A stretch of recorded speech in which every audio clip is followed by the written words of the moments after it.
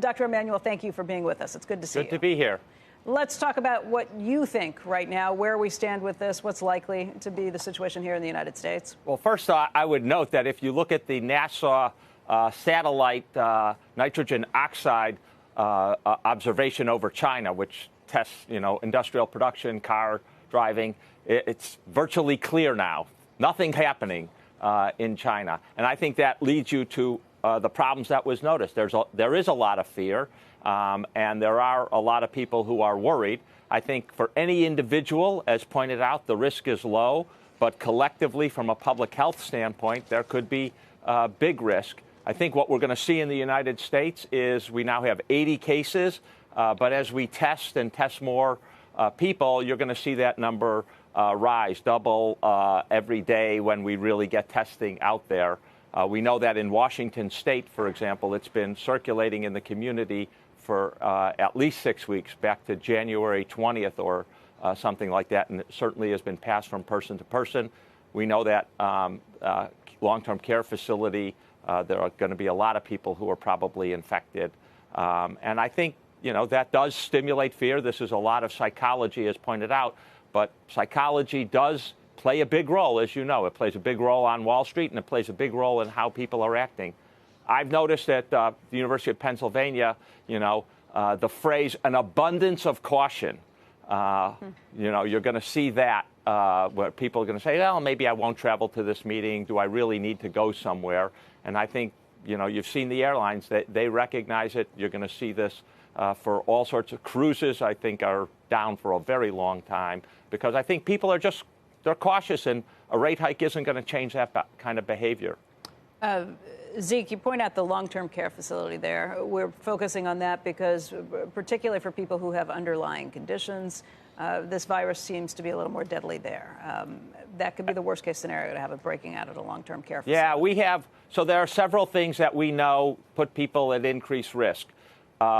Older people, probably the immune system isn't working as well. You've got comorbidities. That's other conditions like chronic lung disease, smoking, obesity, anything that compromises lung function, congestive heart failure. You're going to see that have a big effect on people. The data are that young people don't seem to often are asymptomatic or very mildly symptomatic.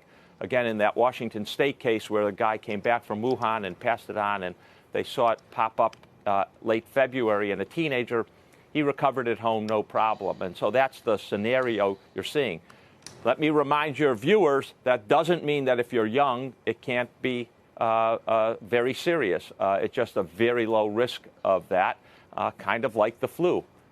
It strikes me that because there's an incubation period of up to 14 days, and because we're just getting those testing kits out, any snapshots that we're seeing right now are basically snapshots of where we were a week or 2 weeks ago in terms of what this infection was. That may be the concerning part. Yeah, the 80 is clearly a very substantial undercount, and it's just an undercount because of the testing. And that's probably true in China, too. We don't know exactly what their protocol is.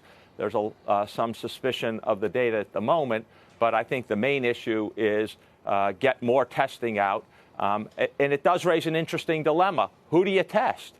Because if a number of people are asymptomatic, do you test people? We do need some sense of prevalence, which is what's it like in a community, say in Washington State, where we know it's in the community, what's the frequency there, and how many people will convert to a serious illness? And we just don't know that, given the fact that we've had all these problems on the testing kits.